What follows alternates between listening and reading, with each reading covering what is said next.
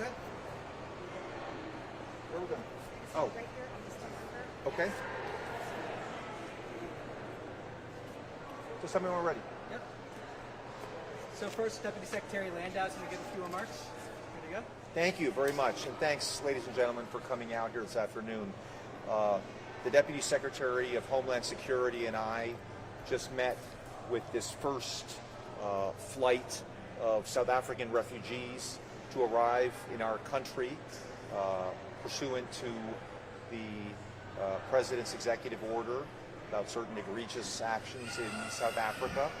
The President made it clear that Afrikaners in South Africa who were the victims of unjust racial discrimination would be welcome to come to the United States, and he's now delivering on that promise.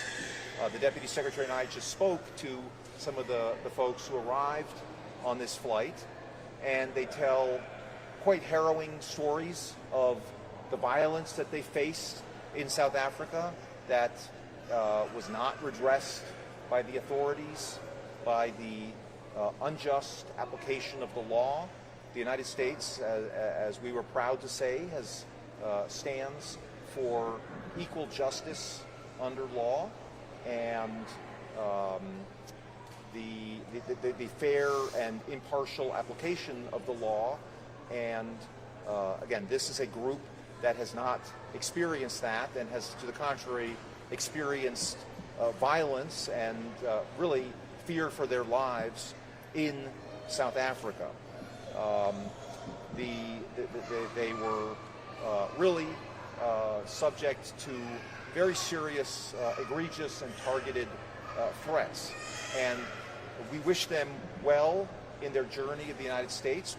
We underscored for them that the American people are a welcoming and generous people, and we underscored the importance of assimilation into the United States, which is one of the very important factors that we look to in refugee admissions. And through this resettlement program for these folks who were vetted in South Africa, and we're sending a clear message that the United States really rejects the egregious persecution of people on the basis of race in South Africa, and we welcome these people to the United States and to a new future. Thank you very much. Yeah. Good afternoon. I'm Deputy Secretary Troy Edgar. First of all, I just want to thank President Trump, Secretary Nelm, for the opportunity to come down here and welcome these folks from South Africa. I also am very grateful for Deputy Secretary Landau. We do a lot of work together to try to further the objectives of the President, and this has been a very important day. It was great to greet these folks that came in, to hear their stories, to hear what they've been through. This is a real situation. These people have went through a lot of stuff, and we're just grateful to have them in the U.S. As many of us know, the United States has a long history of bringing people over. My wife was an Iranian, came over during the regime change in the 70s, and she's now here, speaks 5 languages, a school teacher. We think the American dream is possible for these South Africans. We're super excited for them, and Deputy Secretary and myself have given these people our personal information and said anything we could do to help them be successful. We just want to wish them the best. We thank you guys for coming down here and celebrating this with us. Thank you. Deputy Secretary, a couple questions first, Breitbart. Hi, thank you for your time. What are some examples of racial discrimination or attacks that initially caught the eye of the Trump administration, and is there a pathway to American citizenship for these refugees? Sure. Well, thank you for that question. I think if you look at the executive order that the President issued back on February 7th of this year, it talks about the terrible expropriation act that was enacted last year in South Africa that allows for the expropriation without compensation of farmland. A fair number of these refugees were farmers who've farmed this particular land for generations and now face the threat not only of expropriation but also of direct violence. We had a chance to speak to them about Many of these folks have experience with threatening invasions of their homes, their farms, and a real lack of interest or success of the government in doing anything about this situation, as well, obviously, as several very vociferous South African politicians repeating things like kill the Boer, kill the Afrikaner, and these people have been living under a shadow of violence and terror for some time now. Thank you. And now BBC. Thank you very much. I just wanted to know, there Can't hear you that well, sorry.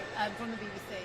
There are many people who are who fit the criteria of seeking help, who are fleeing persecution. Afghans, for example, and they live in a country run by the Taliban, but they're being denied refugee status. So I'm wondering, why has such an exception been made for the Afrikaners, especially when the South African government says they're not in danger?